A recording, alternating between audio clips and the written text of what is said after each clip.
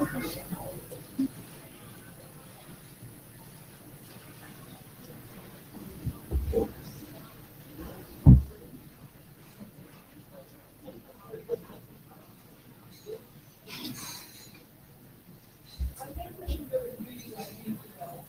Okay.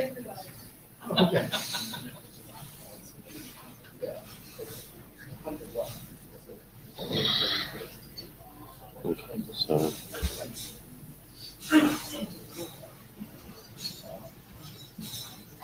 I know. Well, yeah, it does everything except load my presentations. That's problematic. Yeah. So I've got them on this, you know, I'll go ahead and run them from here, but this doesn't get me. If I go to the agenda and I say, fine, you know, I can, this is my agenda, this is my charter, this is a map. Can you drag for a second?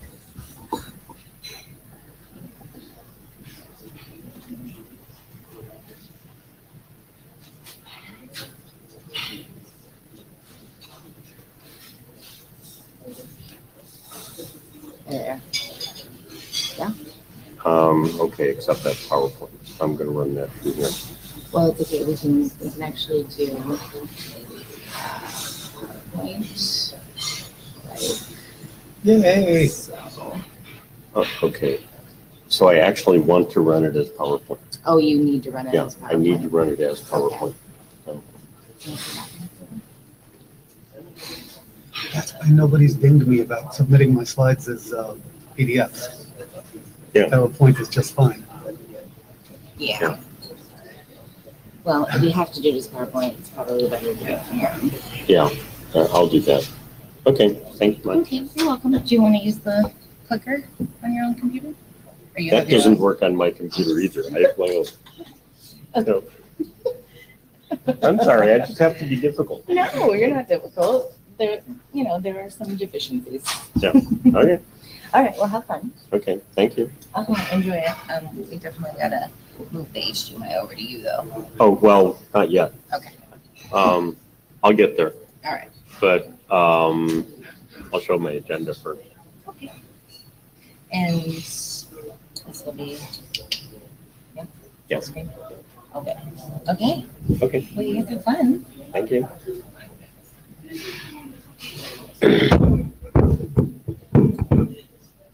Okay, so it's 9:03.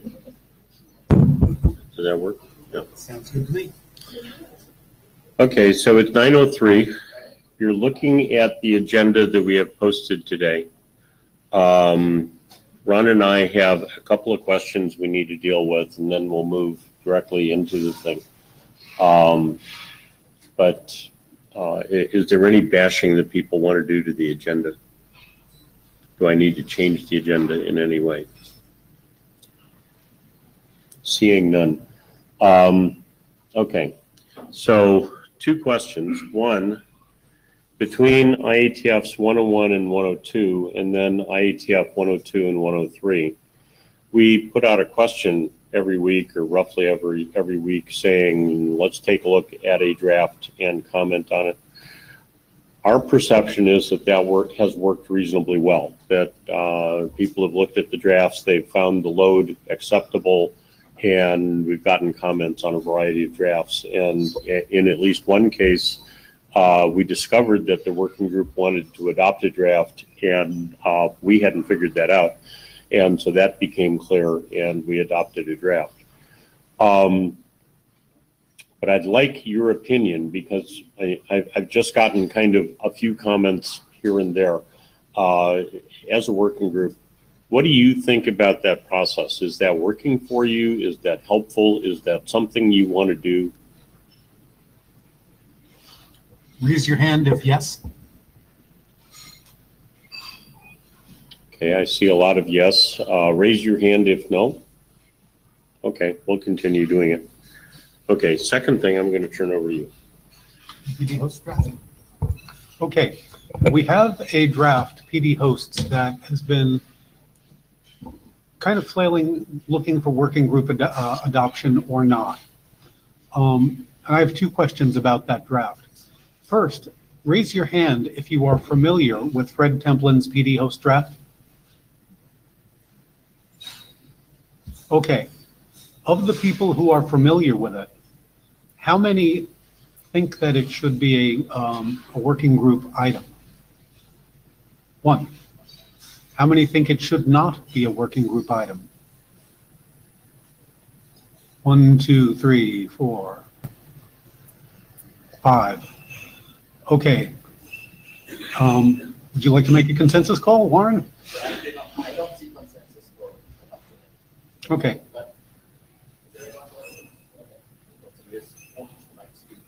I do not see consensus. Oh, we're not walking to the mic. Are you walking to the mic? No. Okay. Okay, so I think we have an answer. Is there anyone who wants to speak strongly against that? Yes, there was one person. Do you want to speak in defense of it? No? Okay, so we can move into the agenda. Okay, cool. And with that, I'm going to switch to the other laptop.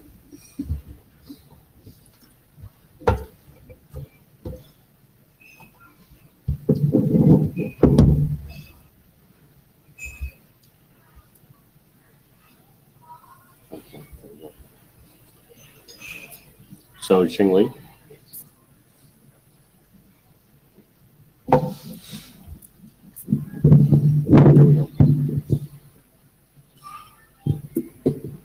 So good morning.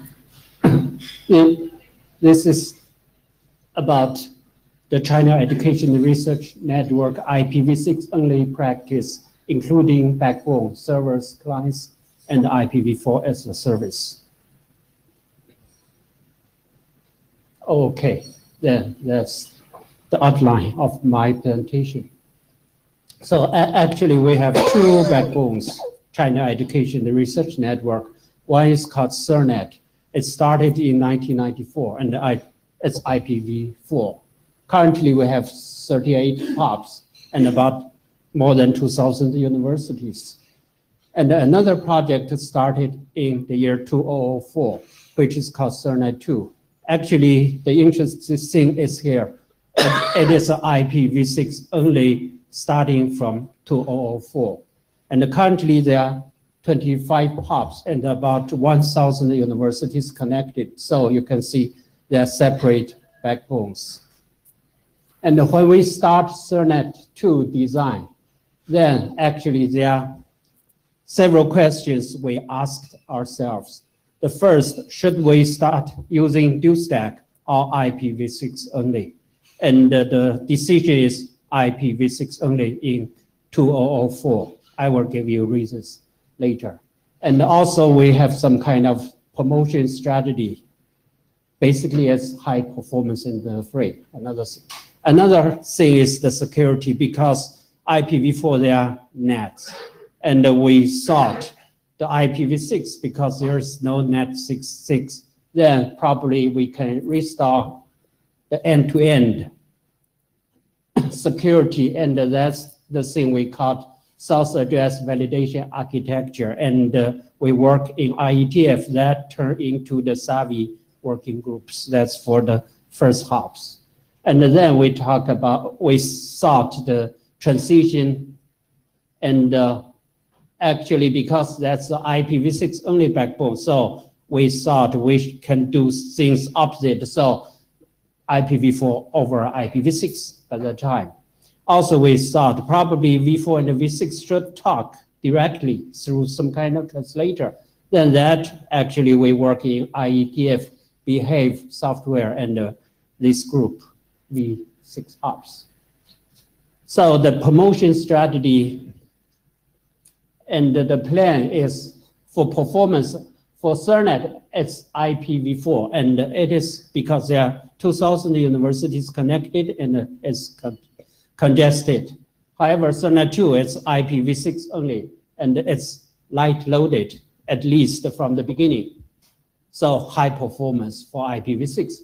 Another thing is, actually, even we are academic network, but we do not have operation fees from the government. The university professors and the students pay the connection fee, so that's some kind of sharing model. So CERNET IPv4 is not free. And the Cernet 2, IPv6 only, it is free. So actually what's the promotion slogan we told to our members is, if you want to use a free and high performance network, then please use IPv6. So that's the way we promote from the beginning.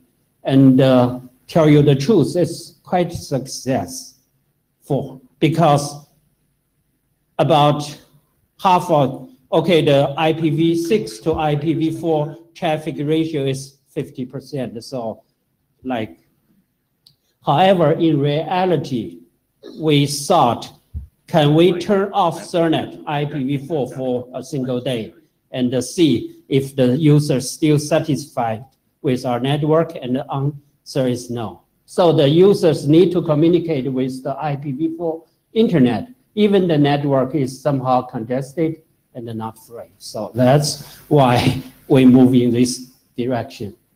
And so there are things, that's a summary.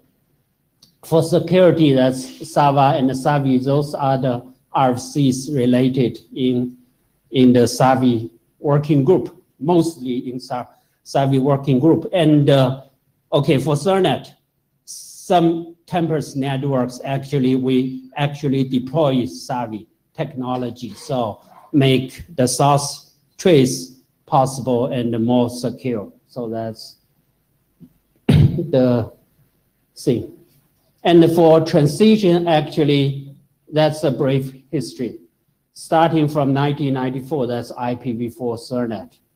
And in the year 1998, actually, we start to connect to 6-bone, and that's IPv6 over IPv4. The reason we realized we need to work on IPv6 is in China, in mainland China, there are 320 million students. That's definitely we cannot get enough IPv4 address from APNIC.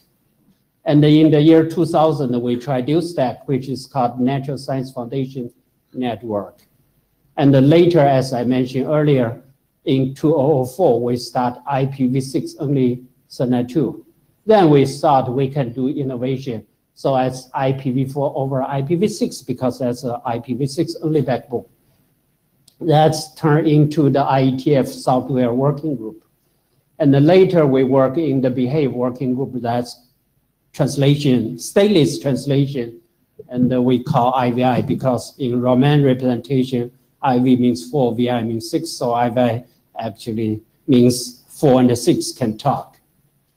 And then later we realized there is some application embed IPv4 literals and some applications IPv4 only. So we thought probably we can do double translations. So that's double IV, we call that. And because it's something 464 issues, and by that time actually Behave working group closed, declared a victory. So we move back to the software. And then later we realized actually double translation and the encapsulation is something quite similar. So that's into the outcome of the RFCs MAP-T and MAP-E. So that's the story for our experience. So those are the related RFCs. And for single translation and the IPv4 as a service, actually color marked blue are the RFCs actually we deployed in the Cernet 2 backbone. So that's basically the thing. So currently, that's the situation. We have two backbones, Cernet IPv4 and the Cernet 2 IPv6. Actually, we have multiple stateless translators deployed between Cernet IPv4 and IPv6. The reason we can do multiple because that's one-to-one translation, that's stateless. So no matter what's the traffic in one direction can go back to the other address family in another translator because it's stateless, just like the BGP load balancing things. And then actually we have IPv6 only servers distributed in different universities who connected to Cernet 2. Also, there are IPv6 only clients or IPv4 as a service clients distributed in different universities via second translators. So the first translator or the core translator are all the same, stateless one-to-one mapping between V4 and V6. And depending on the hosts or end systems, either as a single translation or double translation, or even some kind of encapsulation, or not, in this case, no encapsulation, just the translation. So that's the thing. And okay, again, talk a little bit of backbone, because Ethernet 2 is a IPv6 only backbone. So Ethernet 2 has its own address block /32. And some campus networks have their own provider independent IPv6 address blocks, so BGP connected to those universities. And if inside the /32 Ethernet, then that's static route. And the link speed is 2.5G, 10G, and 100G. IGP is OSPF version 3, and the BGP, that's IBGP, eBGP, whatever. And another thing I like to mention is multicast. We run SSM in the Ethernet 2 backbone. And actually, the restriction is the user cannot use their own /48 as the SSM source, but instead we assign a special block as the source address of SSM. That's a better security control. Another thing is the unicast, actually the routing except the link change or those kinds is static.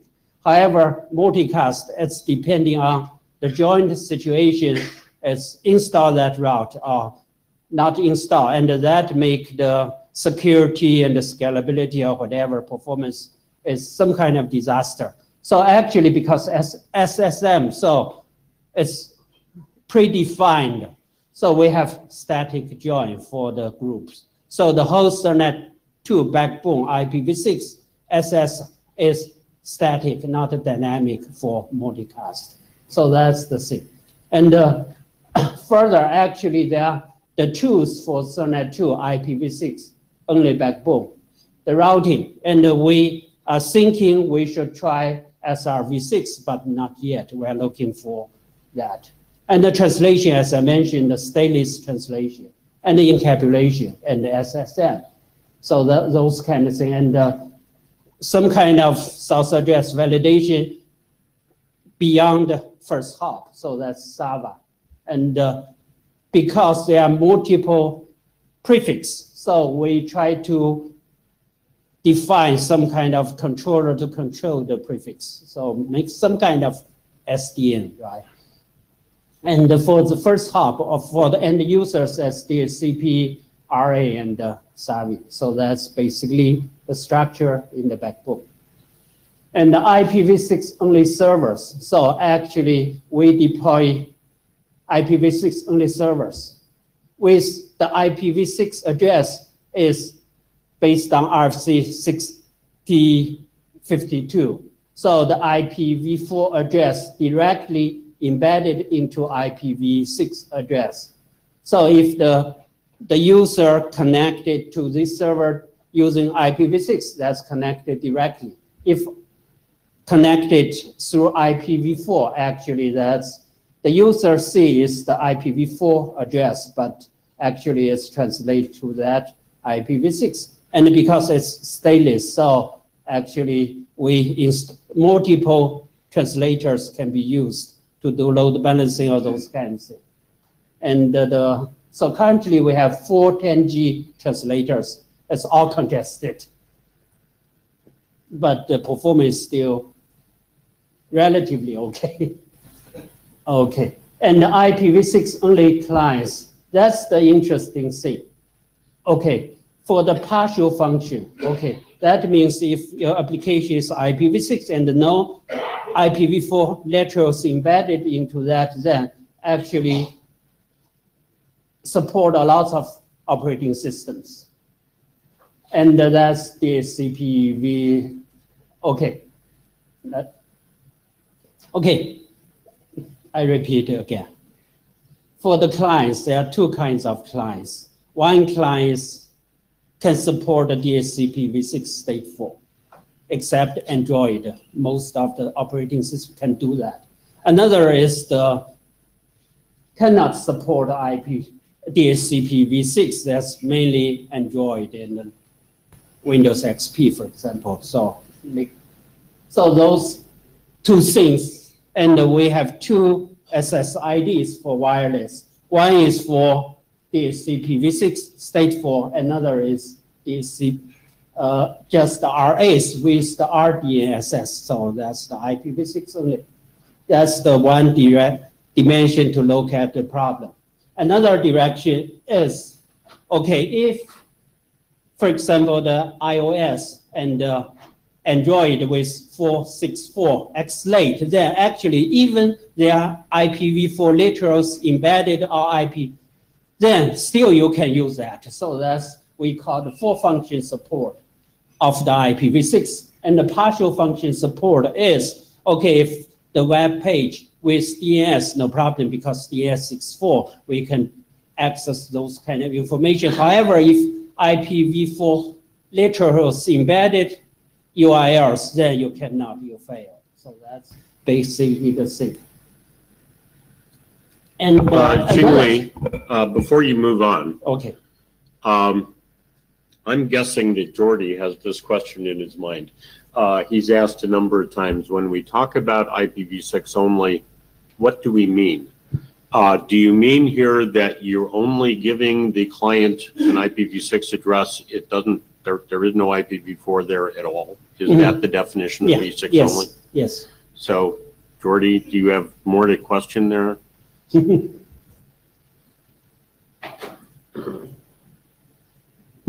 My point is that it's not that simple as that. When you say a network is IPv6 only, if there is some IPv4 function, even if it's at the end of the upstreams, let's say, you are translating, so that network is not IPv6 only. My belief is that we need to start speaking about, when we say IPv6 only, which specific part of the network we are talking about. Okay. It's the LANs, it's the access, it's the core, it's the upstreams. I think that's the only way to really have a clear picture for everyone. That's the thing. Okay, thanks. I agree. Okay, actually here I mentioned IPv6 only is IPv6 only subnet. Does that answer your question, right? So IPv6 only is subnet. Okay. Actually, a little bit more complicated.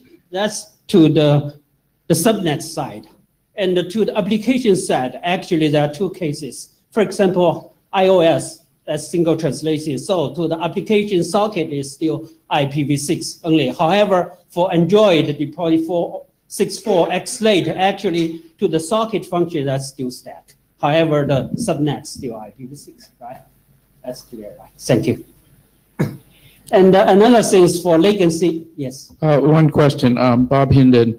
So over in 6-man, we're working on this IPv6 only flag thing, so RAs can, the administrator can use that to tell all the hosts to only use V6. Is this something that's useful to you? Have you looked at this? So in 6-man, there's a draft about having the administrator inform all the hosts to only use V6, to not turn off V4. Is this something that would be useful to you? Yeah, yes. Yes, okay. Well, please come to 6-man and say that. Okay, thank you. Okay, and another thing is like, okay, 464 X-Late is deployed in the operating systems. If for the latency applications or old OS, which is IPv4 only, then actually we deploy translator in the second translator. So the subnet is still stacked. However, the upper stream is IPv6 only. So that's another thing. And frankly speaking, actually at our campus networks, we have two SSIDs. One is IPv6 only subnet. Another is dual stack subnet. However, the upper stream are both IPv6 only. Okay, another thing, actually, IP, so actually this is also IPv4 as a service. So the upper stream is IPv6 only, but the subnet is dual stack. Another thing actually we tried is for high performance computing, IPv4 as a service. And actually, you may know there are some top supercomputers located in Wuxi city, like Jiangsu province in China, middle of China. However, some university, for example, my university, the Bio Research Center use that computational facility, and the data is about like 1 T per day or those kind of things. So actually, we use double translation to provide this kind of service. The reason for that is actually in this case, the IPv4 address is private address, not the public address. So that means 404 to build a VPN. So that's the situation. And the consideration for this is, and the network can be fine-tuned using IPv6 prefix, so that those IPv4 V6 prefix can be put into a higher priority through traffic engineering. So more flexible and controllable than IPv4 BDP, and more cost-effective than MPLS. And then the network operation management is very simple. End-to-end address transparency, no encapsulation, decapsulation is required. For example, if the network operator try to take the traffic and do things, if it's encapsulation or tunneling, then the first IP address you see is the terminal address, not end user address. However, for double translation, the IPv6 address embed v4. So you see different end user has different addresses. And no need to upgrade the application at this stage. So the user still use IPv4 as the application. And one thing quite interesting for us is the different charging model can be applied via different IPv6 prefix. So because I mentioned earlier, the professors sharing, pay the fees for using the internet. However, for this one, actually they can have unlimited usage, and that also make the campus network administrator life is much easier. So there are some interesting discussion things. That's our observation of the feeling. For IPv4 as a service, either use encapsulation or double translation. And we believe we prefer double translation because the double translation can reduce to single translation and eventually as IPv6 only. However, encapsulation, you need to keep 2 points. And also the traffic engineering, as I mentioned, I have a figure later to show that. And the second, the stateless or stateful, because stateless can restore the end-to-end address transparency, and it's much more easier for scalability scale. So if possible, try stateless. If no choice, then stateful is fine for us. And the RFC 6052 address are other mapping algorithms. And we believe that the IDC mapping or those kind of things, we believe we should make the wire, the people take a look at the wire, know what's the IPv4 literals embedded. So make it as transparent as possible. And the same IPv6 prefix for the source and the destination are different IPv6 address. In RFC 6052, actually, it says you should use the same prefix. And however, that can result, okay, actually, same prefix can result in the optimal routing. However, if you have 2 administrative domains, then probably the only choice use different prefix. And finally, for the clients, DHCP-v6 or Slack. Actually, we like DHCP-v6. Unfortunately, Android cannot support, so we have no choice. We need to support Slack.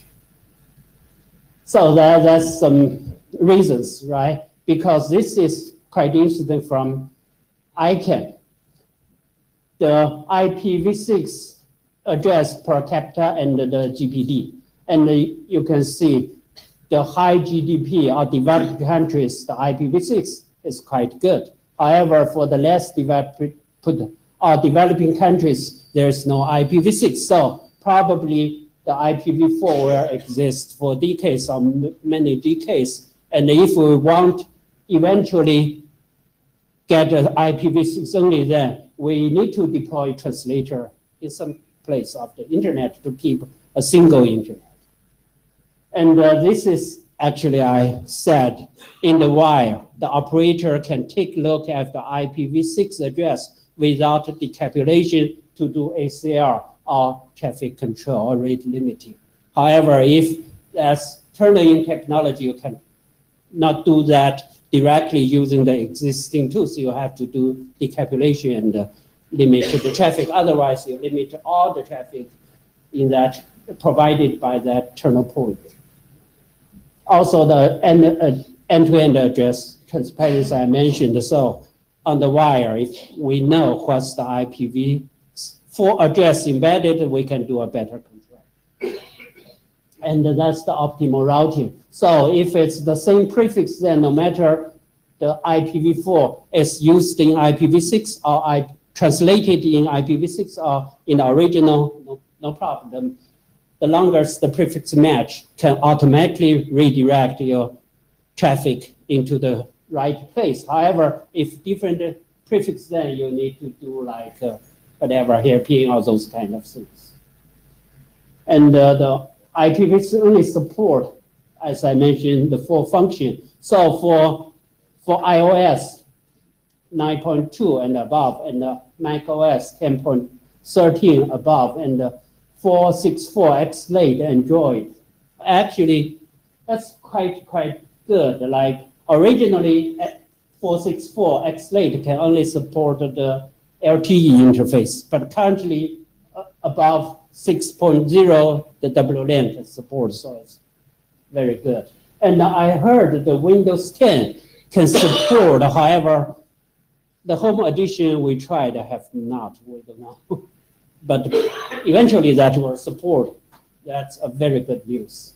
However, one thing is if you want Slack, you have to be very careful because Windows 7 cannot support RDSS. That's the problem. If, I don't know, Microsoft can have upgrades or patch, that will be great. So finally, what's our feeling is IPv6 only with single translation if you can. IPv4 as a service with double translation or encapsulation if you should, and the dual stack if you must. And the way to IPv6 only is 4 as a service, IPv6 only with single translation, and eventually IPv6 only. So thank you very much. Any questions?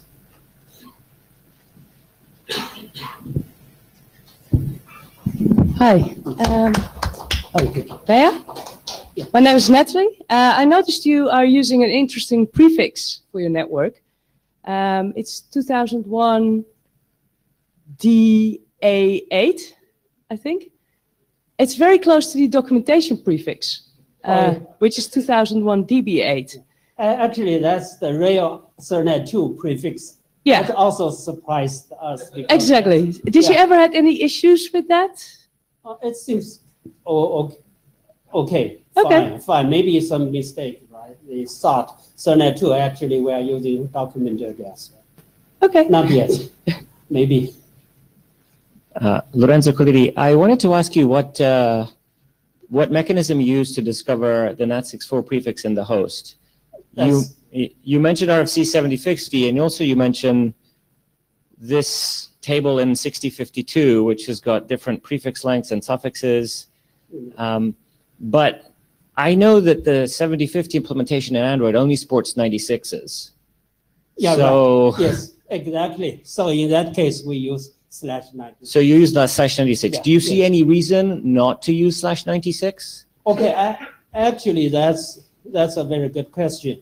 We actually prefer some kind of stateless translation. So if we want to use a address representation defined in like map T, then actually we can not use the /36. In that case, actually the compromise is the source address, that's the map T format. However, destination address is /96.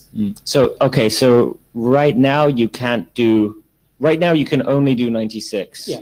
But you would like to do something different. Sure, definitely if Android can provide that function, that will be great. Well, actually, the reason I ask is that in 6-man, we're talking about deprecating everything else. So,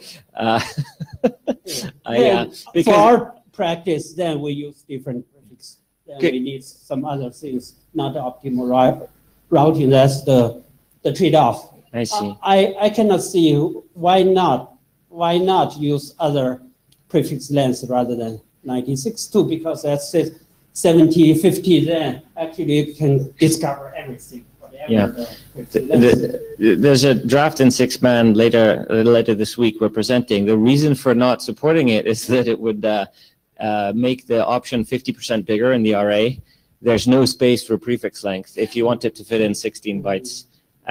So yeah, maybe you might want to comment on that, because we're not aware of any implementation that supports it. Actually, I think the iOS implementation does support it.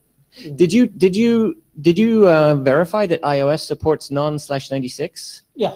It does. No. It does not. Does not. Right. I thought David told me he wrote it, but clearly we tried. didn't work. It doesn't work. Okay.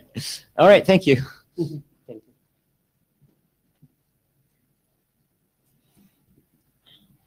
Well, now, Xingli, let me comment on that.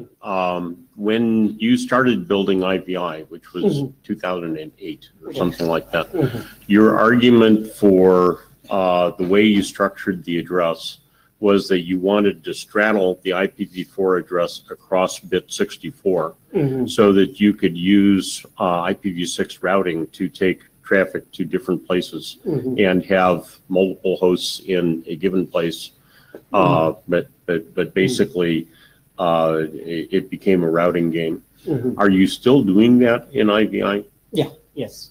So you are not using a 96. You are using a 40 or 48 or 40. Yeah. Yeah. Basically, the example I gave is still using 40, not changed. Okay. Yeah. The 40 says the nice is /24 IPv4 subnet equivalent to a /64 in IPv6. So that's the reason. Yeah, we choose 40. Yeah. So an additional comment there then, Lorenzo, is that they are using it in a way that they use routing within the SURNet2 network based on parts of the IPv4 address. Actually, our plan is at some stage, we move all the IPv4 address into IPv6 and turn off IPv4.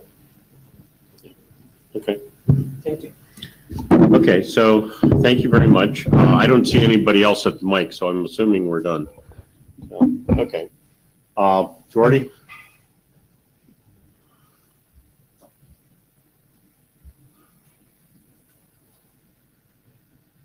So hang on a second, I'll get you going. So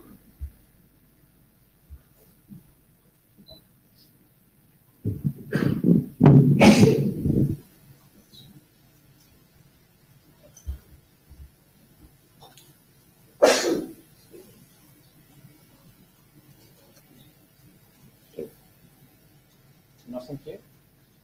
No. Okay. okay. It's okay. Okay, so the first document I am presenting today is the NAT64.464 XLAT deployment guidelines. The origin of this document was a discussion that we had in the IETF mailing list about setting up the network with NAT64 only. And then while I was saying there are applications that unfortunately still use literals or all sockets, and that means that will not work for everyone. And then I think it was Christian Utema was suggesting the mistake with it basically was using DNS64, and then I started to work in a document which deployment guidelines for 464XLAT, explaining what are the consequences if we don't use DNS64, and then there was a suggestion from the working group regarding that document to, instead of working in just the 464XLAT, working in a general deployment guidelines for any NAT64 usage. So that's what we have at the document today. Across the different versions of the document, I got sometimes questions like if the document is just talking about NAT64 as a preferred transition mechanism. That's not the thing. What I am not suggesting in the document is this is the way to go. What I am saying is, if you already decided to go to NAT64, then this is the way you can deploy it.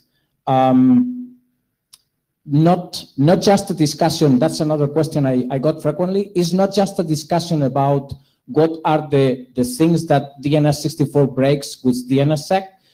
It's one of the important things, but it's not the only one.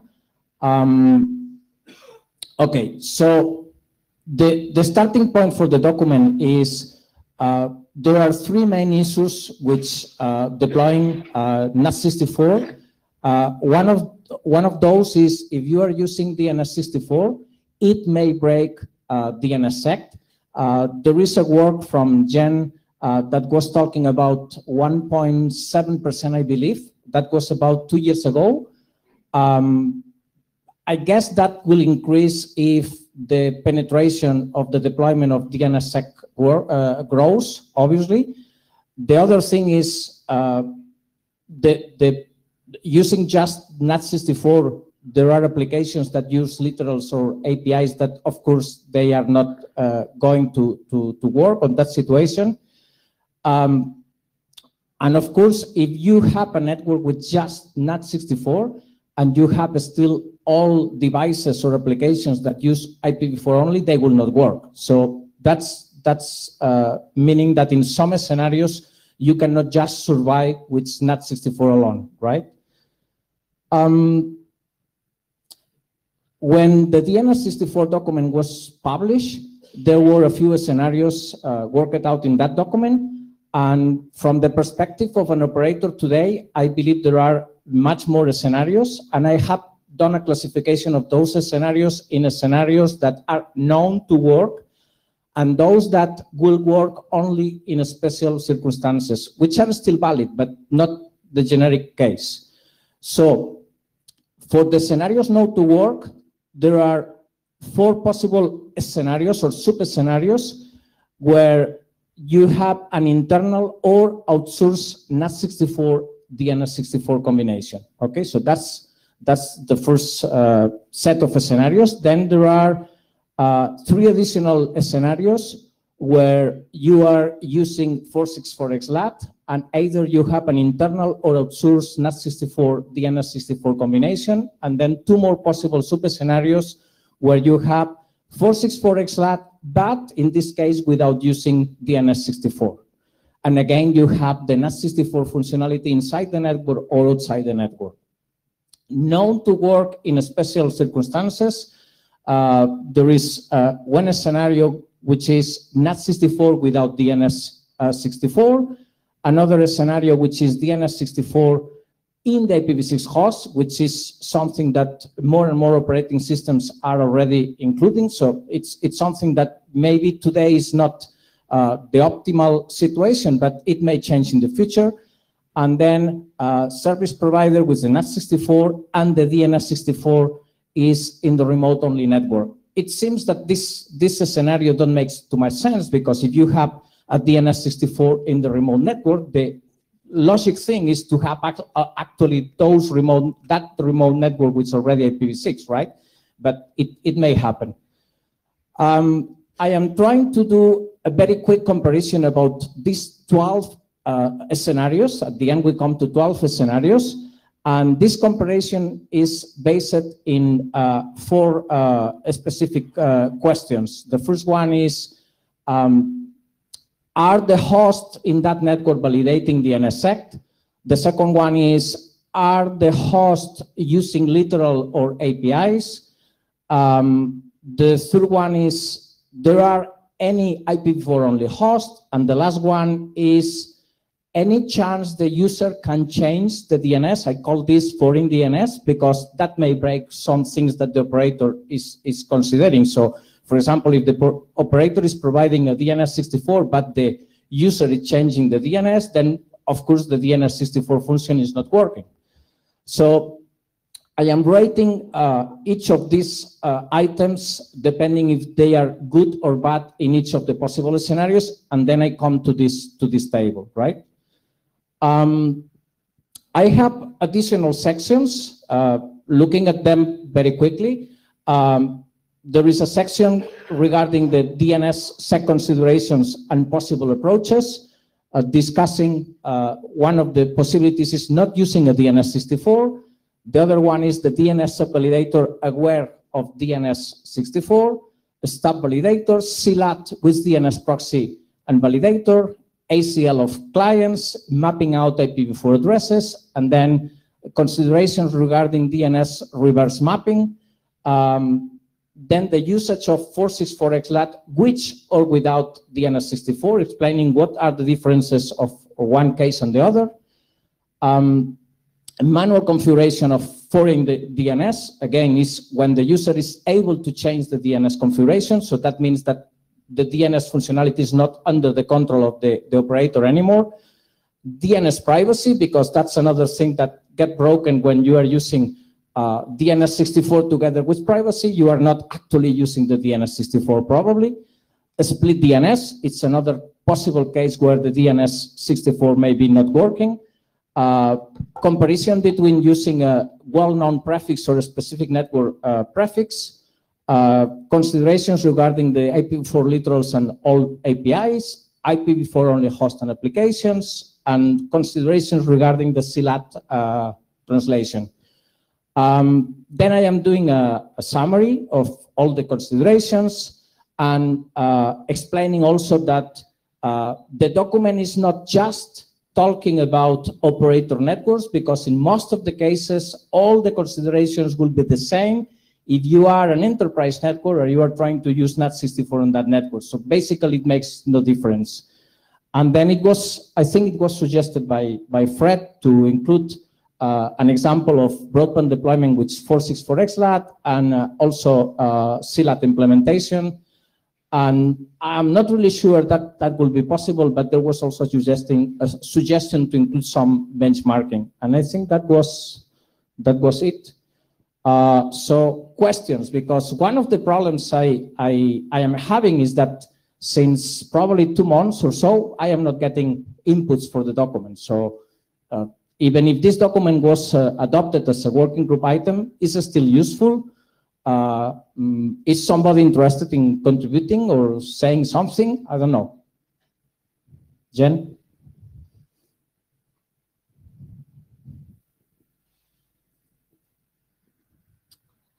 Janenkova. I feel a bit guilty because I promised you to read this when I was in Montreal, and I actually finally did.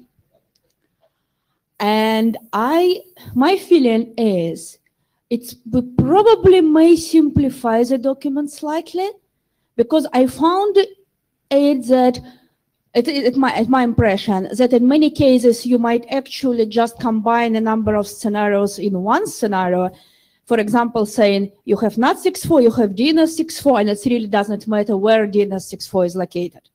Because I think currently it's a few different scenarios, which makes the document probably way too long. Because I actually was struggling finishing reading it, because I found too many similar scenarios and you need to sit down. What's the difference between them actually? So it would be my suggestion to think if you to see if you can slightly simplify it. Also, Martin from NICTZ just recently did more measurements on DNS64 and IPv6, similar to what I did a couple of years ago, and percentage look quite similar. I can send you a link, but it's not in English, unfortunately, so you might need to use Google Translate. So yeah, I think it's useful, but again, as I said, my suggestion would be to review how you make it more readable. At the beginning, I was having lesser scenarios, and actually I got the input that I should describe more of them. The reality is that I agree, there are some scenarios which are very similar, but this is not actually making the document longer, because if you look at the length of that part, it's because the pictures. So it's not like you need to read a lot of more things, it's because each picture takes half a page, okay? So I don't think that's increasing the complexity of the document, but I think it's providing clarity. If you see a picture, it's very easy. You don't need to read the text because the text is basically not saying anything different. But you have in one case, for example, 4 scenarios, and looking at the picture, you get the idea about all of them. And then the text says, all these 4 are the same, okay? Okay, so probably, yeah, because I got an impression that I'm reading a lot of similar text saying it's exactly the same scenario above, and then another couple of section of text. So again, it may be just me being lazy. I can take a look again and try to squeeze a little bit the text, but for clarity, I think it was that way, and that was the suggestion I got before. So I agree. We have different views, and some people will say it's too long, and some others will say it's too short. Please clarify it. And some people were suggesting even additional scenarios, which I don't think we need them, right? So Jen, let me ask a question. You were on the hook to do a review of the document. Are you still going to do that? Yes. Thank you. Thank you. So Warren Kumari, sorry, my comment is only slightly related to this, but I didn't think of it earlier, so I wanted to announce it now. So Stuart Cheshire has a document which adds the IPv4only.arpa name to a registry. And you're talking about DNS64, so I figured I should mention it now. Yeah, so the IPv4only.arpa name was never actually added to the special use domain names registry. And so this is more admin stuff. But anyway, he's got a document that does that. It's kind of related to V6OPS. I've agreed to AD sponsor it because DNSOPS said, looks like admin stuff, not interested. So I will CC the list when I actually start that, if people can review it. I'm assuming there'll be no comments. You commented and said. I think I commented on that, and I believe I have a mention in my document about that. So in fact, in my IANA considerations in this document, I am saying if this is not done, we need to do an errata and so on. So I have explicit text for that. Thank you. Okay, any other comments?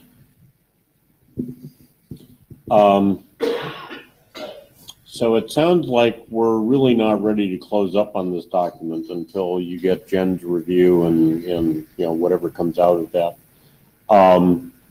So what I'll do is in our list of documents going forward, then I'll ask for people to comment on the document. So Jen, your review will be very helpful. And this Friday, there are some available rooms. So if people believe it's interesting, we sit down together to speak about this document. I am happy to try to set up some time for that. Maybe an option, right? Cool. Okay. So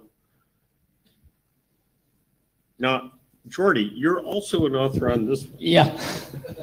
Okay. So what happened here is this document started as 2 different documents. The older one is the Sunset IPv6 document. Unfortunately, there were very, very few comments on that document, and then Sunset is sleeping, so there is nothing to do that. And then Cameron from T-Mobile was sending another document, and I think it was somehow Fred's fault that Fred was suggesting to merge Cameron document with the previous document that I have presented. And my comment was, no, it don't make sense. I mean, those 2 documents don't work together. But then I realized that the ideal thing would be to merge these 2 documents. And I talked to Cameron and he agreed. So we drafted a document which basically is saying, hey, DNS64 is widely deployed. 464X-LAT is widely deployed. We have also support for DNS64 in happy eyeballs. We have also NAT64 widely deployed, especially in cellular networks.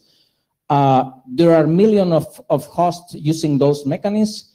And what happens is that host validating DNSSEC may fail. The same comment I did before. It's true that most of the cellular networks, the smartphones, are not validating. I think they have functions that can be called by applications to validate, or that can happen in the future, but today is not used. But what happens when you are doing tethering and there are hosts behind that may be validating? So it's still a problem. So the other consideration is a big cost of the transition is on the back of the ISPs, okay? Because at the end, the ISPs are the ones that need to deploy these transition features and need to solve the problems if DNSSEC is broken or whatever. And at the end, that means the users are paying somehow for it because, of course, the ISPs will carry the cost to the end users. So why not try to find a way for content or application providers to carry at least part of the cost, okay? The thing is, if they have the technical ability to do DNSSEC, they should have as well the technical ability to do IPv6. So that will solve the problem, clearly. If we have IPv6 in every DNSSEC host, we don't have DNS64 breaking anymore that functionality, right?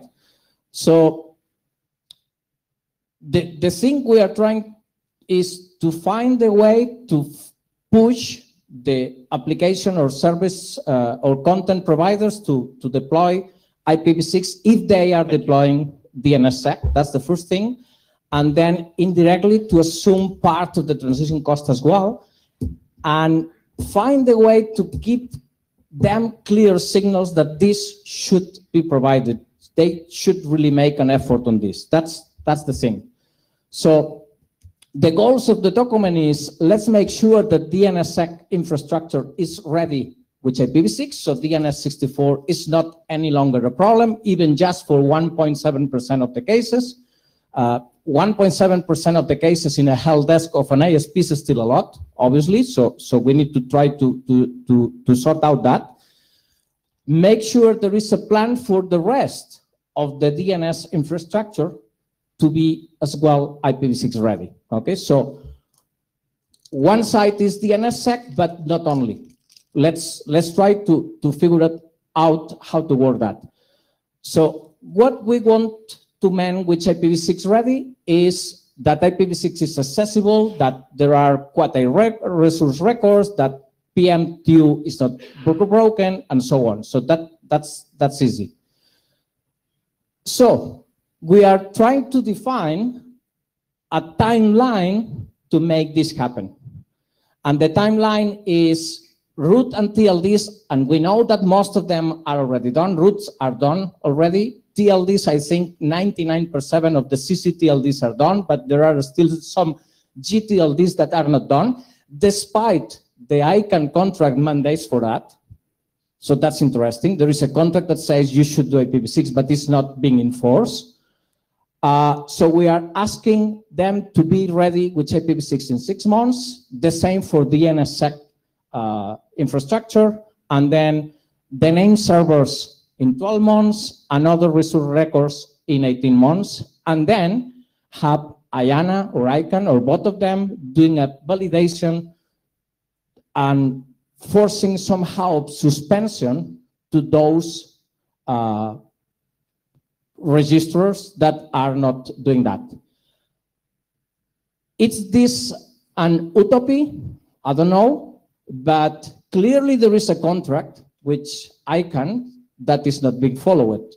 And yes, we are IETF, we are responsible of the numbers, so somehow we are indirectly responsible that this is happening or not, right? And there is clearly some kind of infrastructure or liaison or whatever, which ICANN that we should work together. So maybe the document is not the last word on this clearly, and maybe it's not the only way to go for this, but we should do something. And that's, I think that's the last slide. Yeah, that's the thing.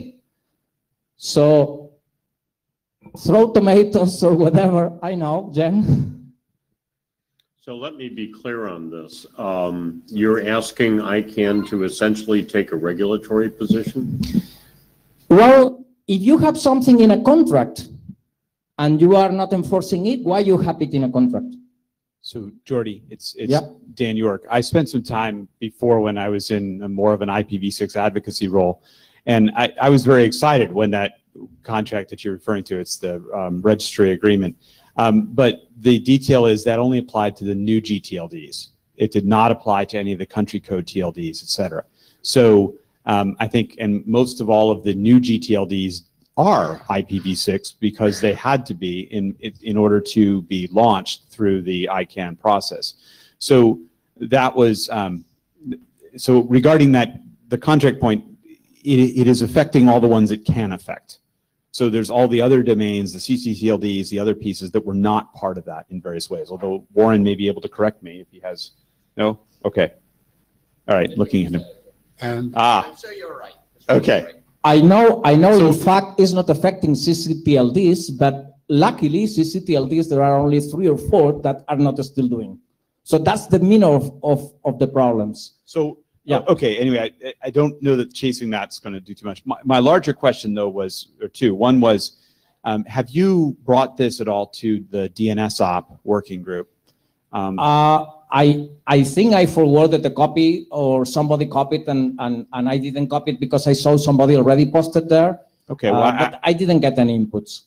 Well, I would encourage you to do that. I will admit I haven't been following as much here, but I have been over there, and I think that would be useful to provide that input to. But the other part, when you ask about DNSSEC and saying that, you know, so I agree with the goal, right? Yeah. But I think from an implementation point of view, I'm not going to necessarily sign any Quad A records if I don't have them. If my web server is only accessible over v4, then, which is what the DNS64 needs, right, to get to me. So of course, we are not asking for that. If you don't have transit with IPv6, you should not have Quad A records. That's clear, yeah. But then how do you put, I mean, what you're really saying in this is that everybody should get their websites and everything else to work over IPv6, which, yes, I completely agree with that, but I don't know that necessarily we can, I don't know, I don't see it necessarily being something we can necessarily create right there. And Mark Andrews is in the queue. Yeah. At the TLD level, I agree, everything's pretty much right. The problem is the assumption, you're making an assumption here that if you can do DNSSEC, you can also do IPv6. And once you go down a level beneath the TLDs to the actual enterprise, that isn't true. It is not true to a large extent. To do DNSSEC, all you have to do is deploy a name server which supports it and register your keys in the parent zone. That is something we've been able to do for 20 years, nearly now. There's no gating on ISPs delivering your IPv6 over your access network and anything else like that. So anything which actually slows down DNSSEC deployment by gating it on IPv6 being deployed is actually a bad idea for DNSSEC. Which is why this as a recommendation, you should do this. Yeah, it's all good motherhood stuff, but in practice, it just won't happen. So, Mark, so you are suggesting that we just stick to a recommendation and nothing else, and don't work with ICANN IANA to try to fix it? Well, I don't see there's a real. I don't see there actually is a problem at that level, because the ones which don't have IPv6 aren't contractually required to have IPv6 either. Because there's a set of TLDs which have contracts and they do actually do IPv6. Does that make sense? Yeah. Paul Wilson here from APNIC. Very recent discussions with ICANN senior folks showed that they are very interested in this. They're aware that there's a lack of compliance in the support that they're expecting for IPv6 functionality to be provided. But one of the things, for instance, that they're after is that their registrars should simply provide the interface that allows domain holders who have IPv6 to register that into the DNS. So, I think they're looking at that functionality, the question of the functionality offered by their contracted parties. I'm not sure whether there's consensus on whether the contract is correct or not, but they're aware that they've got certain contractual requirements that aren't necessarily being met, and they're maybe not monitoring as well as they could, and they are definitely interested in fixing that. I know that. Thanks. So it looks like if IANA or ICANN is in this direction, we should work with the liaison to try to define better what we want to do with this document. Yeah. Jeninkova.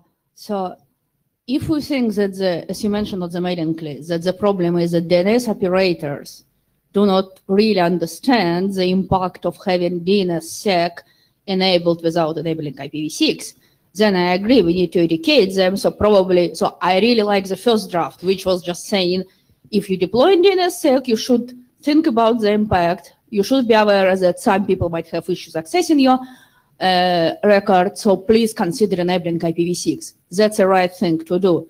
However, what your draft is currently saying is that you're suggesting to invent a magic wand, which will get IPv6 deployed globally in 18 months, and I just do not believe it's feasible.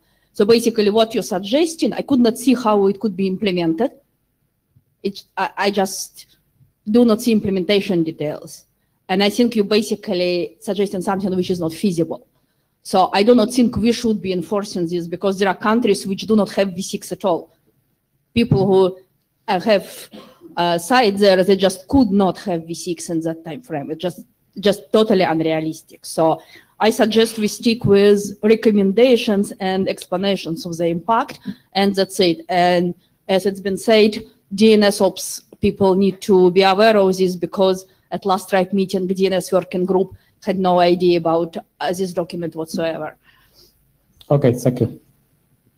Dan York, just one comment that Mark led onto it. I think you are off on the idea that somebody who has DNSSEC expertise is also, if they have that technical expertise, then they could do IPv6, because to Mark's point, activating DNSSEC on a zone is really just a matter of maybe uncommenting a line in one of the config files or doing something like that. And so boom, you do that and it's on. And now you're signing all of your zones depending upon which of the various different authoritative servers you're using.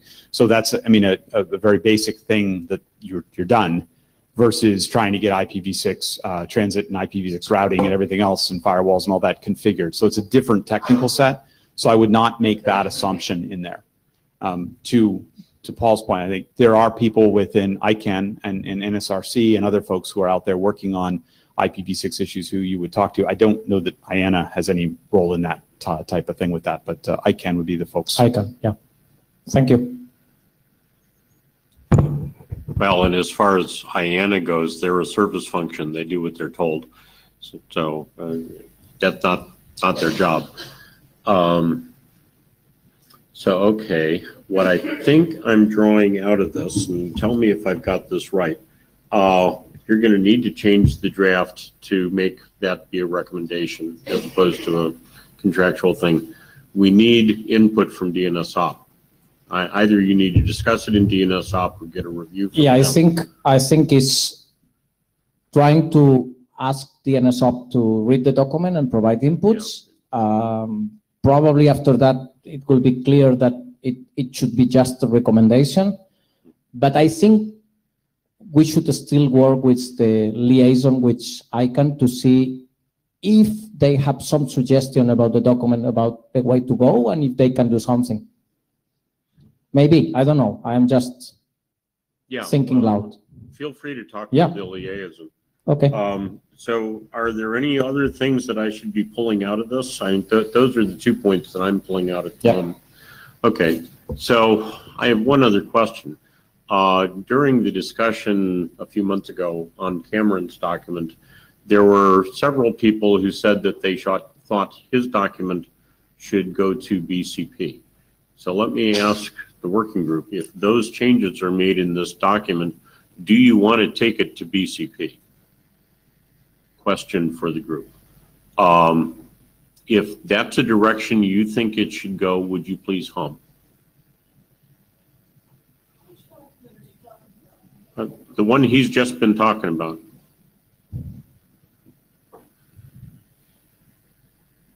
No hums. No hum. Okay. Thank you. So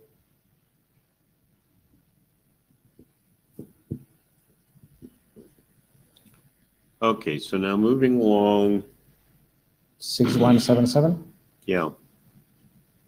And I'm amazed. You're an author on this one as well. Yes. Okay. Okay. So what we are trying to address here is the perception of many ISPs read the 6177 as something which is not very, very clear. So I decided to speak with the authors of that document and try to see if they want to get involved in this version. And I think we didn't get a response from Thomas Narton, and Jeff said, I am not interested at this stage. And then Leah Roberts said, yes, let's work on that, because she has the same perception. Okay, so the thing here is that we move it from RFC 3177 to 6177, and then we somehow tried to fix the idea that a /48 is good for everyone. However, when you read the policies of different registries, some of them suggest to still use a /48, some others suggest a /56. In any case, it's clear in all of them that it's an ISP decision, and we agree with that. But the people is still doing some strange things, and when we ask them, people, I mean ISPs, when we ask them, they don't have a clear understanding from our point of view of what this document is saying, the actual 6177. So let's make sure that we fix this document, especially to say a site needs to have many subnets, not just one, and a single /64 is never recommended. This is somehow already in the document, but we want to make it more clear, okay? I was working for 2 years and still ongoing in a survey. The last time I'd looked at the figures, probably it's about 6 months ago, I had almost 1,600 responses from ISPs from all the world. 23% of the ISPs, mainly from more advanced countries in terms of IPv6 deployment, are using a /48 for residential customers. 35% are using a /56, and this is the big problem, there is 33% that are using a single /64 for residential customers, okay? And when we speak with those, they are somehow pointing to RFC 6177. So that's the reason we believe it's broken. You want to say something now, Barbara? Okay. So what we are trying to do in this document is to update the recommendations. Most of them are exactly the same as we had today in 6177. The first one is a single /128 is extremely discouraged. There are not in IPv6 hard-coded boundaries. We use CIDR. One size fits all is not necessary or appropriate, but we still need to ensure that end sites get a sufficiently big number of subnets. A single /64 is not a normal choice. There may be cases, of course, but it's not a normal choice. Neither should be a small number of subnets. And we don't go to define what is small, okay? We don't want to enter into that discussion because that could be endless. End sites should always be able to obtain a reasonable number of /64s for their actual and planned usage, and over time ranges specific in many years, probably decades. Okay, so we are not talking give the user something for the next 4 years. Give them something for the next 20 years. Okay.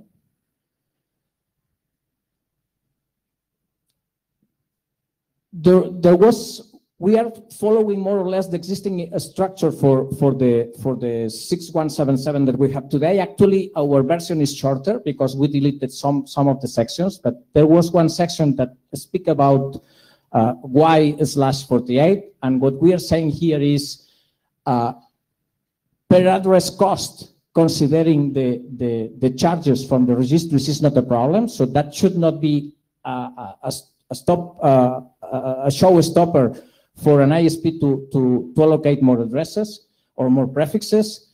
Home net control protocol needs subassignment to downstream routers, so maybe /56 may be too short in those cases.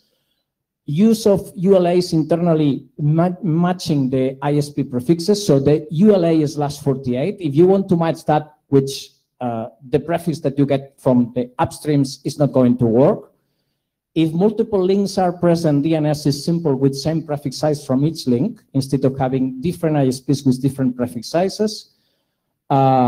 Business may need more than a single /48, and the actual addressing policies from the registries already allow it. Even in some cases, they still need to go for a justification, but this is something that Google need to fix at the policy level.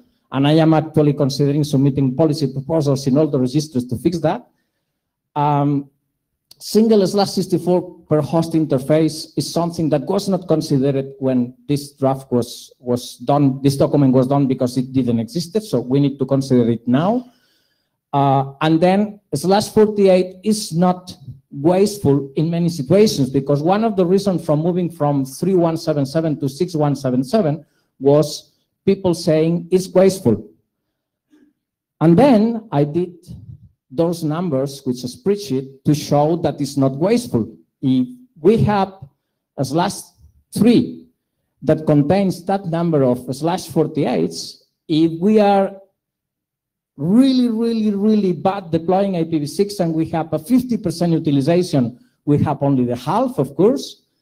And then if we suppose we are going to have 32 billion population, and that the average expectation for every human is 100 years, and let's suppose that when everyone dies, we don't recover the /48s that give to them, we can give /48s for the next 100,000 years. If we go for 4 /48s, we have only 12,800 years. And we still have 8 times that space. So if we use all the addressing space, it means that we will have at least for the next 100,000 years /48s. Okay? You want to say something now? Yeah, Joel Yeagley, that's a curiously naive modeling of human behavior, and addresses are actually not used by humans, they're used by machines. While I don't, it's hard to even criticize the model on which the assumptions in this slide are built on, because it's not well described. But I think it's, I think we can be reasonably certain that assumptions that you have there are completely meaningless. We can use all this address space in 2, 3, 4 decades, maybe, without too much trouble. So 50,000 years is maybe 3, 4, 5 orders of magnitude off. Okay. Ron Bonica speaking as an individual contributor. I think this slide may have been more for humor than for actual modeling. Even if he's off by four orders of magnitude, We're still okay. It's still okay. That's the thing. I mean, I am not trying to be accurate because, of course, it's not just humans, it's machines. You expected us to chuckle when you put that on the slide. Obviously. Jeff Houston, not chuckling. Part of the reason why we had a problem with 3177 or whatever it was that in looking at the ratios we were using in deployment, and 50% utilization is a laughable joke. The whole idea of V6 was not to place pressure on operators to achieve address utilization densities which were expensive. The whole idea was to give enough space that it really didn't matter. And the combination of using enough address space that it really doesn't matter and projections of device density meant that assigning a /48 to everything would give us less than a decade if you happen to read the stuff. What I object to about this kind of slide is joke mathematics. It just doesn't cut it. And the case that they're trying to make, that /48s are fine, implicitly behind this, is completely and utterly false in my mind. I reject that as being irresponsible. If what we're trying to do is to utilize the larger address space in V6 not to repeat the phenomenal pressures we placed on this industry to strangle V4 beyond its reasonable lifetime, then what you're doing here is oddly enough repeating that same mistake. And the least we can do is learn from this. So no, it's not funny, it's actually misleading and wrong. I'm sorry, it just doesn't cut it for me. Go ahead. Christian Ritema. Jody, I kind of agree with what Jeff said. And one thing you're missing there is that the pressure is not linked to the ratio that you're using. It's actually logarithmic. And we explained that in RFC 4194. And if you do that, you should actually go from there. And if you go into the logarithmic effect, then it's much closer to Jeff's perception than yours. Okay. Keep going. So, the summary of our document is that exact prefix choice is still an operation issue, and we have a reference to a very recent document from RIPE, which has been co-authored by operators from all the regions, which is RIPE 690. We strongly discourage using a single /48. We strongly suggest considering a /48. Alternatively, reserve a /48 and assign the first /56. That will avoid renumbering the remaining /48 can be assigned if needed later, or use it for other users if it's not needed. Encourage alignment of cellular networks, because that's another thing we have. In cellular networks, we are providing just a /64 and we don't use the HCP and so on. And the thing here is that the reason for that is because it's an alternative to broadband networks, right? Cellular networks are more and more alternative to broadband, and in some cases, there may be users that only have cellular connectivity for their broadband connectivity, and today they got only a single /64. So we want to make sure that that's also fixed. And that's it, basically. So, Barbara? Yeah? I disagree, Jordy. First of all, I guess on various levels.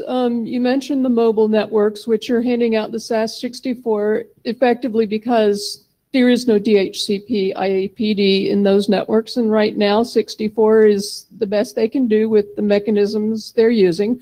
Yes, it would be lovely if they handed out more, but I think that putting out some strongly worded RFC that says, you know, we really discourage /64 and sending it to them, and it's like tilting at windmills. You know, there are also operators who have our 6RD deployments. We're providing a /60 and telling us /56 by golly and /48s. Again, you're tilting at windmills, and it's kind of insulting. I mean, we've got IPv6, you know? If you start putting more and more barriers like this in front of IPv6 deployment, then you're actually going to, in my opinion, decrease IPv6 deployments that still need to happen in so much of the world. And I don't think you have made a case for why this extent of address space is really needed. Lorenzo Coletti, I think this is a tussle, and the reason is that, and the reason I say that is that I disagree with everything you said, Barbara. Well, pretty much everything. I agree that saying it's like I agree that saying something super strongly worded is not gonna help that much, but I think we have to say something here. I think we have to say, here's what you can't do when there's when you just use a 64. And it's I think we have guidance on this in terms of RIR policies, but we also have to have guidance to ISPs saying, look, our protocols are designed for this. And that is a statement that the IETF is qualified to make and has to make, right? I think we wrote a bunch of stuff, I don't know, was it 10, 15 years ago these days? And we wrote a bunch of stuff about address sizing, and that was before IPv6 was deployed. And now we have operational experience. And I think, yes, there are operational reasons to assign a 60, to assign a 64, but they are not good things to follow in the future, right? When those operational reasons disappear, like the fact that you can only do a 60 because of your 6RD pools are given size, we should move towards 56. If you have a native network, there is no reason why you can't do 56. And if you don't know that as an ISP, you should. Now, if there are operational reasons, sure. I mean, reality takes precedence over wish lists. But we have to say something here, because otherwise people might just choose whatever everyone else is doing, and then we'll just fall into a minimum common denominator trap, and we shouldn't do that. Thank you. Eric Klein. I guess I wanted to ask, is it more appropriate to have RIR documents in this context? Does this need to be an IETF level document? Do we need to have a RIRs? In my opinion, and that's why we work on this, we need to have documents in different directions. Do the RIRs need an IETF document to refer to? Yes, it's good sometimes. And I'd like to let Mark into the queue. Yeah, 2 points. 6RD, there's nothing stopping any 6RD operator from deploying /48 to every one of their users. It's only when you start shoving the whole /32 from IPv4 into the address that you actually become size limited in the number of prefixes. And what we really need to do is start trying to describe how to not waste addresses, be that the instructions to enterprises on how to actually allocate addresses. So if you're an enterprise and you actually just assign a /64 on demand, you have 65,000 /64s to hand out. You don't need to have internal structure when you're an enterprise. It might be nice, but handing out the addresses doesn't require internal structure. It's that sort of thing that ends up wasting addresses. We have routers, they know how to route things. Giving guidance to the end sites on how to actually deploy IPv6 in such a manner that you do not waste addresses. Stop encoding things into addresses which shouldn't be there.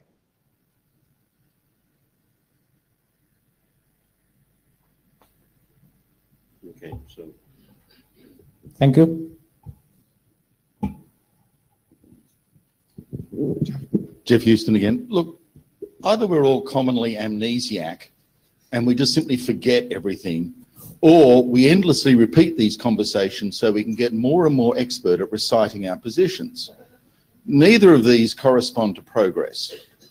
There is nothing in 6177 that said use a /64. Nothing. It actually says the opposite, as you might recall. What it did say, which is what you seem to be contradicting here, was that one size fits all is wrong. And the whole idea of classful addressing, as we learned in V4, was actually a hideous mistake. And deployments and operators have enough nous to figure out what they need to do. And trying to do one size fits all creates such gross and extraordinary wastefulness of address space that even the 128 bits of V6 get wasted almost immediately. We can get through this space in a year if we really want to, because we're endlessly inventive. I do not see anything in this draft that justifies why we should be doing a BIS on 6177. To me, this seems like a complete waste of time. What we said then is true now. There is no one size fits all. Go pick what you need to do. By the way, a /64 to end sites is kind of difficult for those end sites.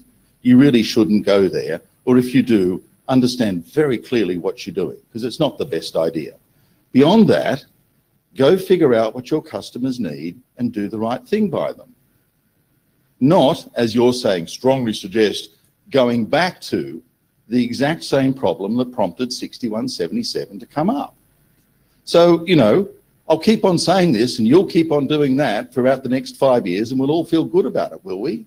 Or can we get over this stuff and actually move on to areas that are productive? Because quite frankly, cycling around these conversations is just a waste of everyone's time. Thank you. Lorenzo Colletti, I do think we need something that discourages a single /64 because we have things like HomeNet that say that you shouldn't do that. And I think it's worth writing a document that says, look, here's what we learned and here's what we think this should look like in the future. I don't, you know, maybe 6177 says exactly what we need to say. For what it's worth, I mean, Jeff, is this just because you don't like 48? If that said 56, would you sort of be happier? Because that's actually the de facto size in RIR documents. Lorenzo, some RIRs use /56, some others keep using /48. So it's not the standard. Okay, then the question stands, right? I'll try and paraphrase my understanding of RIR policy, and I don't want to be authoritative about it.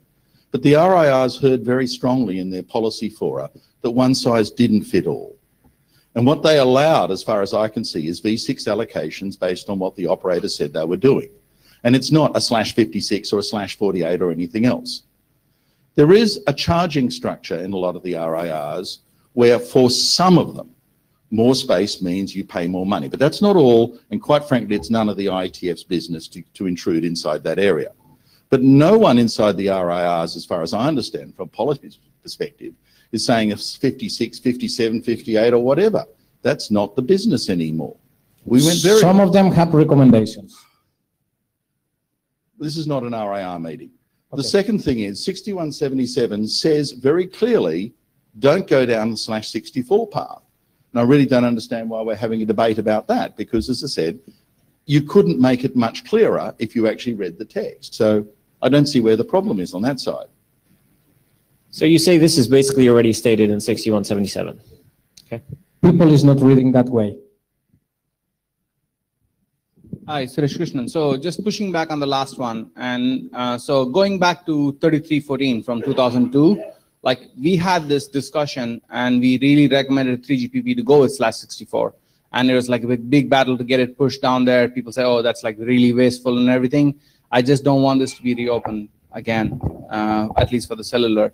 I know like Lorenzo is gonna come back here probably, but everything that needs to be said has been said in 7934. Okay, it says like what can you do with the /64, what you cannot do. So I think that work, at least for the cellular side, is done. Like I don't want like anything specific saying put in a bigger prefix for a cellular network, because this is like really entrenched and we're really happy that this happened, that everybody got a /64 so you can do like creative things like you know, like 464xlat, or you can do things like, you know, 64 share and things like that that came out because we did a /64. So I just don't want this to be revisited anytime soon.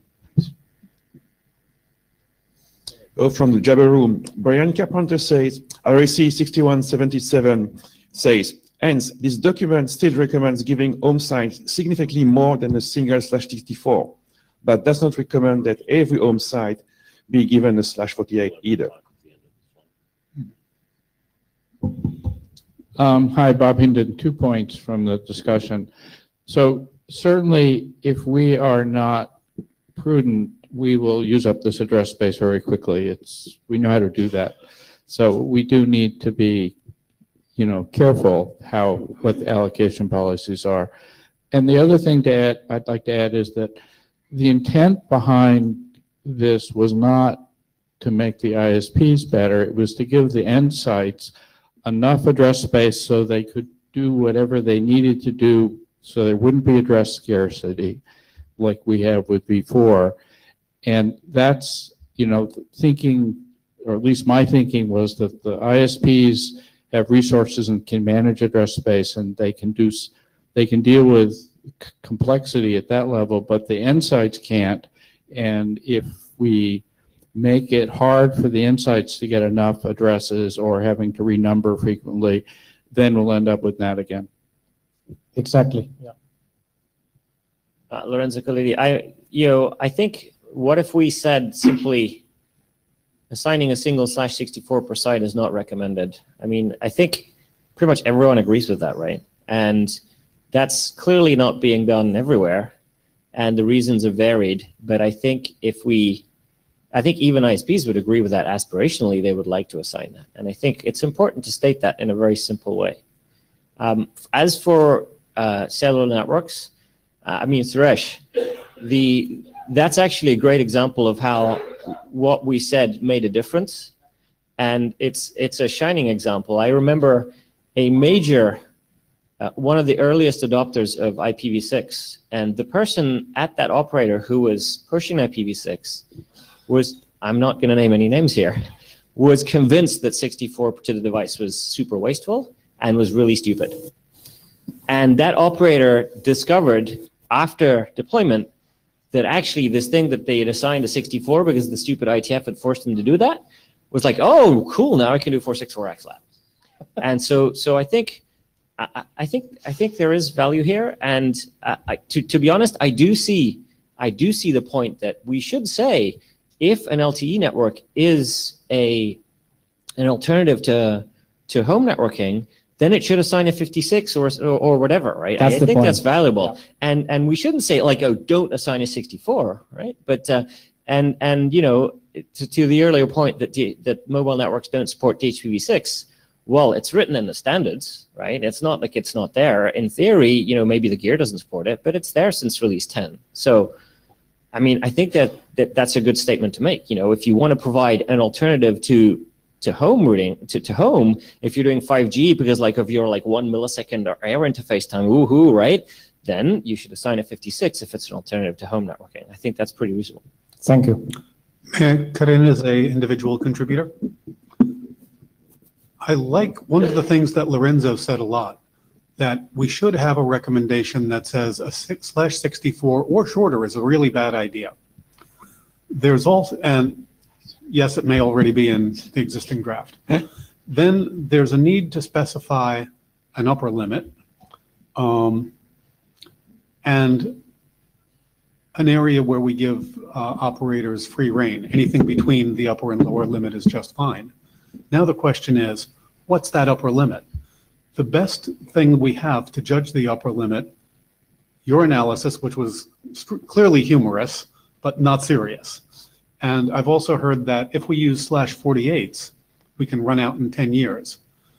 That may be true, but supporting facts would be good. So maybe it would be a good idea for the two of you to sit in a room together and do a serious analysis of what number is too big. Yeah, thank you. So Brian, I don't know if you're ahead of me or not, but I'll yield to you if you're before me. Oh, I'm sorry. Yes, Brian.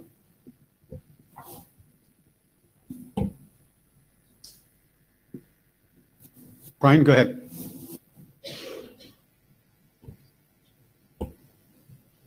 Brian, are you there?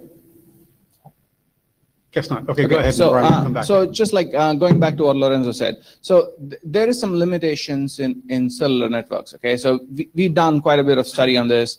On a fixed network, if somebody gets a /64 and they decide they need more address space, they ask for more address space, and they can get a 48 or 50, like 56 or 60, whatever they want, right?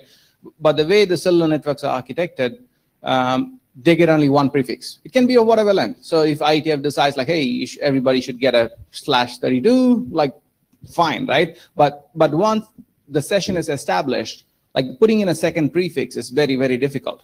So a bunch of us worked on this thing together. I think like Ola worked on it with me, and Yoni, and like few people, we worked on it. So we figured out like, how to delegate a prefix with a hole in it. So that's 6603. That came out from like, how do you take a prefix, take a hole out of it. So allocate the 64 and then allocate the other prefix on top of it. So, which is all separate from saying like, what length do we want? And but what I'm saying is like the /64 discussion back in like 2002 was like very painful. Okay, already people thought it was very wasteful back at the time. So whatever number we come up with right now, it's going to be equally painful to have that discussion. So I'm really happy that we have the 64 there, and we can try to push like further if needed. But I think 64 works well for mobile networks, like for mobiles. And as like Lorenzo said, if it becomes like more like a site that's behind a mobile network, then maybe we can come up with a slightly more targeted recommendation for other things in there. But I don't want this to be like a generic IETF, like tells 3GPP that every mobile gets a slash shorter than 64. Okay, so thanks. Jeff Houston, I'd just like to remind the IETF and this working group where we are, because 6177 is a BCP. Now, underlying this is where does address allocation policy happen in the internet?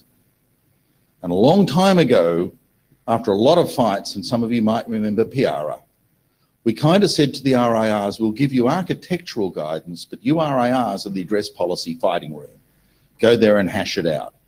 The IETF can recommend, but it can't enforce. So 6177 says very clearly, the IETF recommends that any policy on V6 address assignment policy to end sites takes into consideration the following points, which is an appropriate language for this working group. You can't say, oh, you RIRs have to do this or that. It's beyond your scope. Your arms aren't long enough. You can't reach that far. Point one, it should be easy for an end site to obtain address space to number multiple subnets, i.e. a block larger than a single /64, and to support reasonable growth projections over long-term periods, either a decade or more. If that doesn't say, don't use 64s, I don't know what does. Secondly, typically, that's why I'm helping by reading it out. The default assignment size should take into consideration the likelihood end sites will have need for multiple subnets. So my point is all of this is stated already. So I really don't understand exactly why we're circling around this again and again. And the real issue is the architectural guidance might come from here, but the feet on the ground is actually inside a different room. Brian Carpenter, again, even if I don't look like him, he really says that RSC 6177 doesn't say that says first, /64 is too small, /48 may be too much. So apart from making people read 6177 again, what's new? Lorenzo, I think we need to bear in mind that when 6177 was written, V6 deployment at the internet stood at 0.2%. Okay, now it's 2 orders of magnitude above that, and I think it's kind of like amazing to me that 6177 was a BCP because there was basically no deployment, right? So it wasn't a current practice, it was a future practice. The C in BCP should have been like BFP or something. So, and to your point, Jeff, I think that text is so weaselly that people can read whatever they want into it. And I think while I would agree with you that it says don't do /64, I think there's benefit to saying don't do /64, because if that's what everyone agrees it says, then let's write it in plain English, right? If we already agree on it, don't do 64 unless you have some strong operational reason, then, what's the problem with that? Let's just write it in English, though. Let's not write it in sort of weasel words. Stronger wording is needed. No, Not a stronger wording, just a clearer wording. Clearer If wording. you Okay, word it yeah. strongly like Agree, that, you'll agree, get a yeah. lot of pushback. Yeah. 2119? Well, I think it should be a should, right? Yeah, if you have a legitimate operational reason. Right. Yeah. So if we said should not use a 64, right? How many people would disagree with that? I don't think this room would. I don't think the RIRs would either, because the RIRs already say don't do this.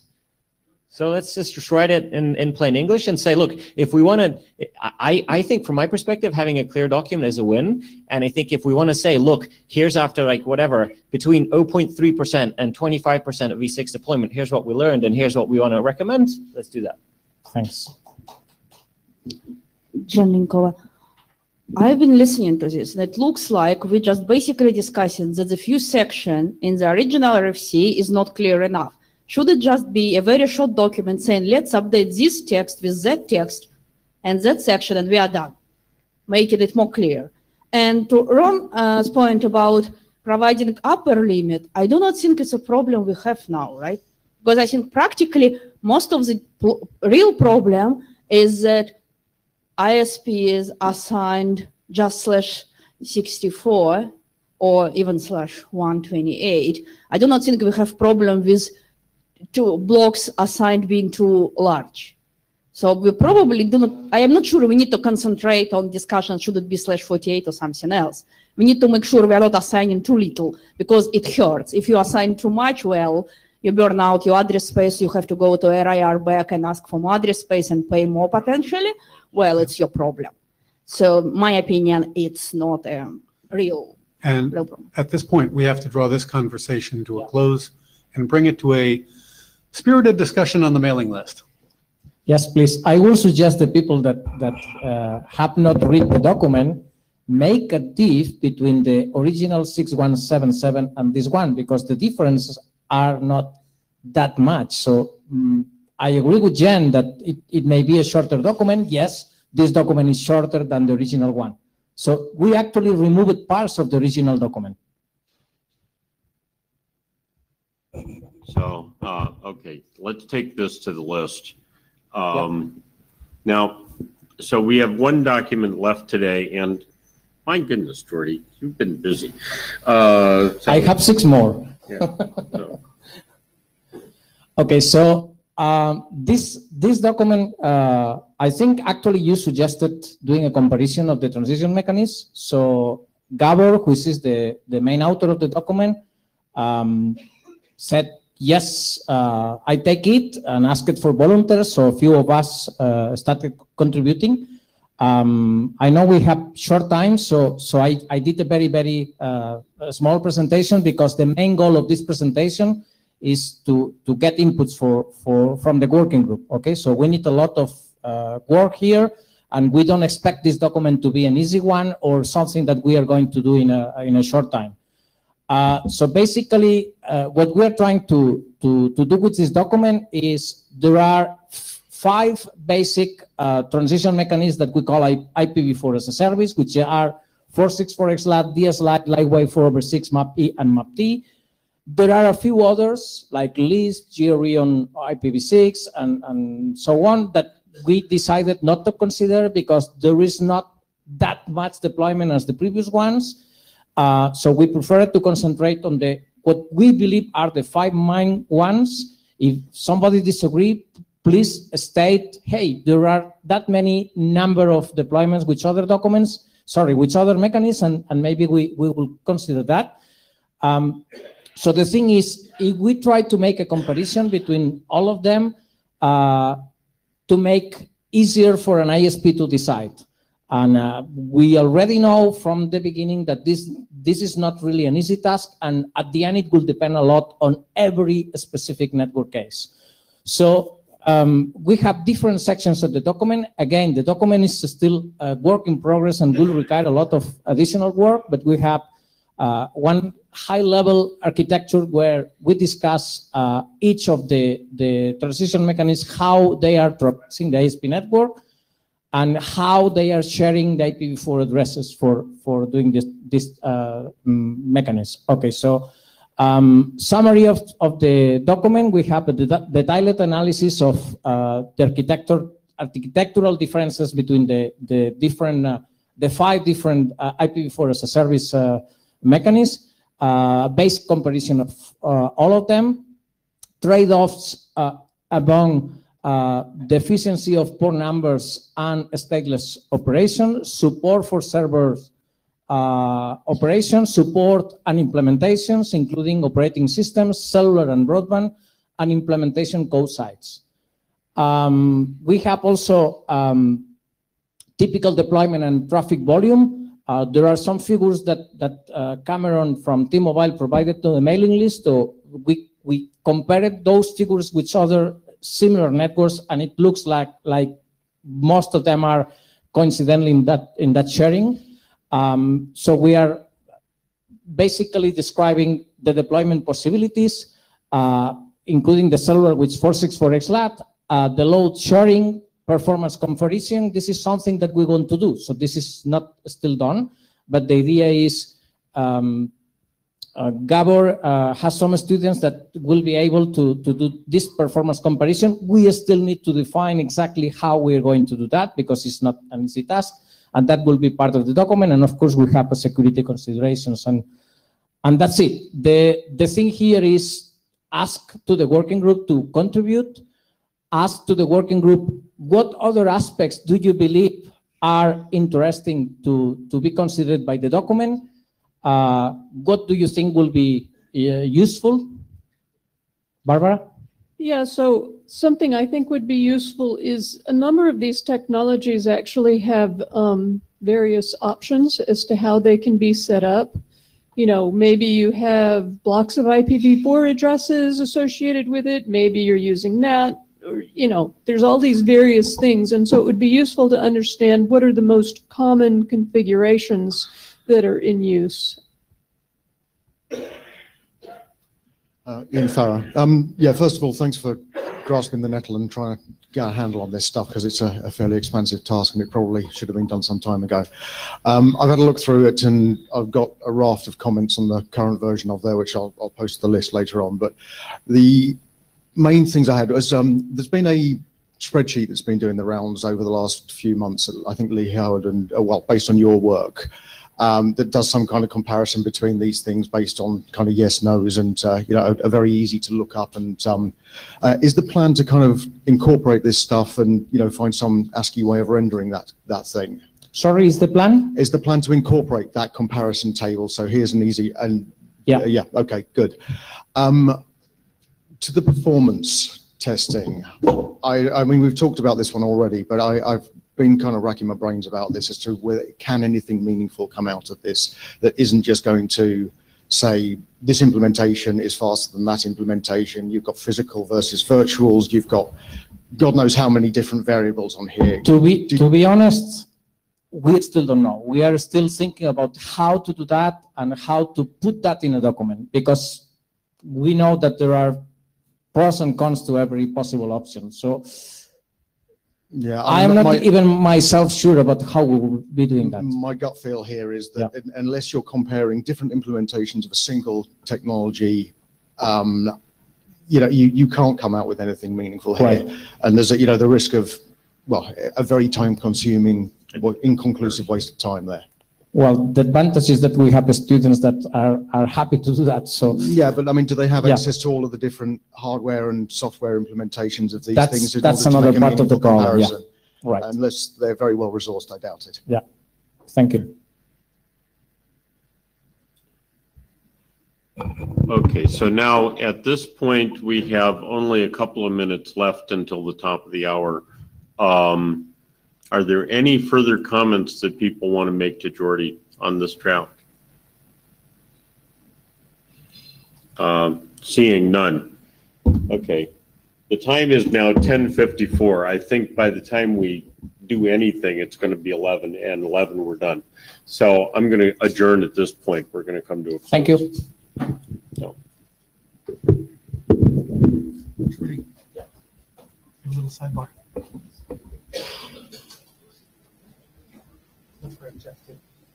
Also,